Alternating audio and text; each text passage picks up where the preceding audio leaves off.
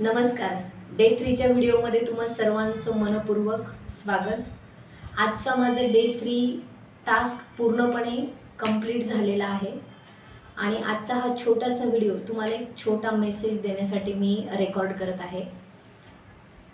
मी जे काही task daily complete करते त्यामधलं एक ॲक्टिव्हिटी आहे ग्रॅटिट्यूड आणि ग्रॅटिट्यूड ॲक्टिव्हिटी मी या टास्कमध्ये का चॉईस केली.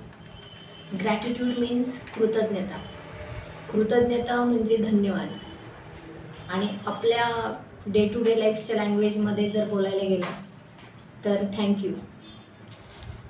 थँक्यू या शब्दाला किती महत्त्व आहे.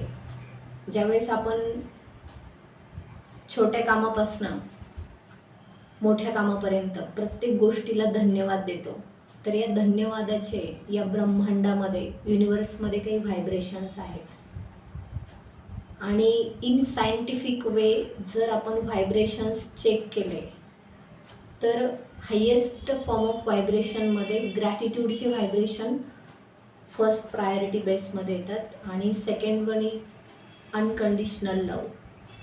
सो ज्यावेळेस तुम्ही तुमच्याकडे जे काही आहे त्या गोष्टींबद्दल तुम्ही कृतज्ञता द्यायला चालू करता, त्यावेळेस तुमच्याकडे जे काही येणार आहे ते मल्टिप्लिकेशनने यायला स्टार्ट होतं आणि तुम्ही युनिवर्सचा जो काही रूल आहे, द रूल ऑफ अबंडन्स, याला तुम्ही टॅकल करू शकता.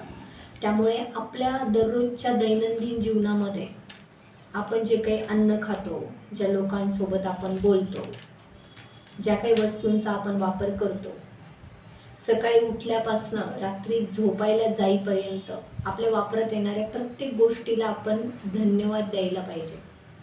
आणि ज्यावेळेस तुम्ही तो धन्यवाद लिखित स्वरूपामध्ये देता त्यावेळेस त्याचे चान्सेस हे खूप जास्त असतात मॅनिफेस्टेशनचे. इथे मॅनिफेस्टेशन रूलही वापरला जातो.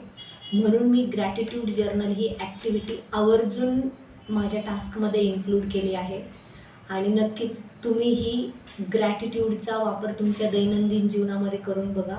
तुम्हाला नक्कीच खूप सगळा फायदा होईल. थँक्यू सो मच आजच्या या व्हिडिओबद्दल. थँक्यू.